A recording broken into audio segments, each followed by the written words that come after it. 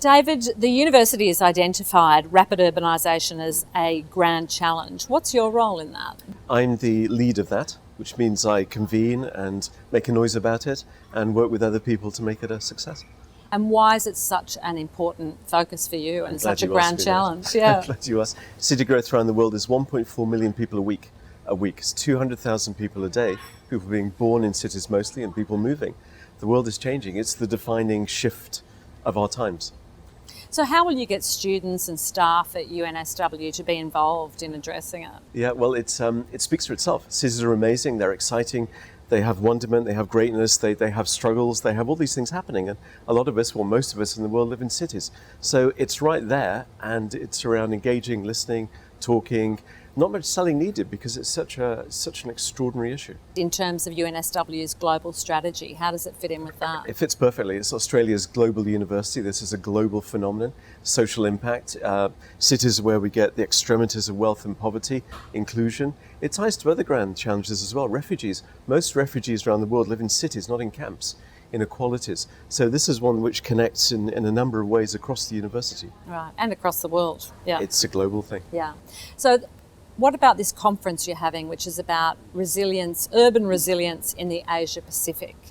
How did this come about? It came about a conference held 5 years ago in America with one of the partners, Harvard University. We're doing part two, so it's Harvard, it's UNSW, of course, and it's ARUP, one of the world's biggest engineering firms, and Australian Red Cross, part of the Red Crescent movement, the world's biggest aid movement. So it's practice and it's research. How do we challenge the issues of climate change and disasters in a meaningful way in the Asia Pacific? Well, region is a big word, but in this part of the world. And that's in terms of, for you, does it combine other issues such as rapid urbanisation?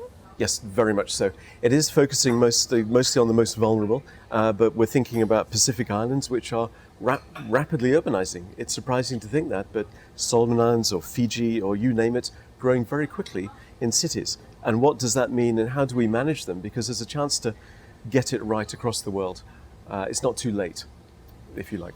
And so for you, what would you like to come out of a conference, rather, so it's just not just all talking? What would you like it to lead to? Yeah, well, we have great people coming. We have the Under-Secretary General of the Red Cross Movement. We have some of the world's leading scholars coming. It's accurate to say from the US and the UK on these subjects. So it's practice and it's research.